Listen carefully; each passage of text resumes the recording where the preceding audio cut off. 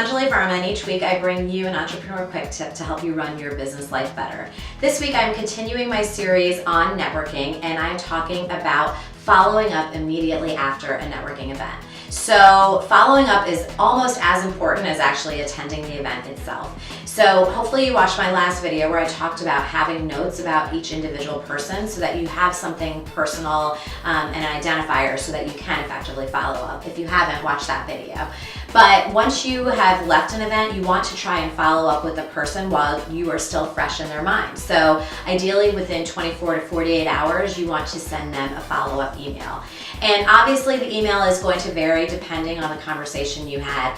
But even if you are not trying to get anything out of this person, you want to keep connections alive. So even saying a simple, "It was great to meet you," is an effective business strategy, and you want to continue to kind of stay in touch with that person over time.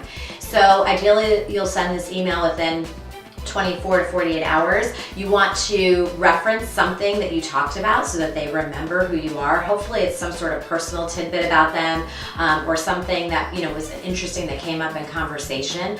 So referencing the tidbit about who they are, saying that it was great meeting them, and then also throwing in a line about who you are or what you're doing, and then saying that you would love to continue to connect or stay in touch. That's really all you need.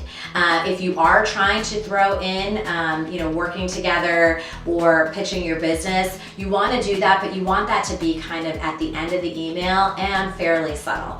And then afterwards, I do have a video on how you continue to follow up if you don't hear back from that person the first time. But make sure that the email is short, sweet, and to the point, and that you do have some sort of your personality or something in there about the conversation you had so that they remember who you are. Over on AnjaliVerma.com, I'm sharing a couple of examples of how I've been able to use networking to grow my business, and there are a couple of examples where I'm talking about everyday life and how it's led to a business opportunity. So head over there, and while you're there, subscribe to my newsletter. And if you're a mom entrepreneur, would love to see you in our free Facebook group, the Mompreneur Tribe. See you next week.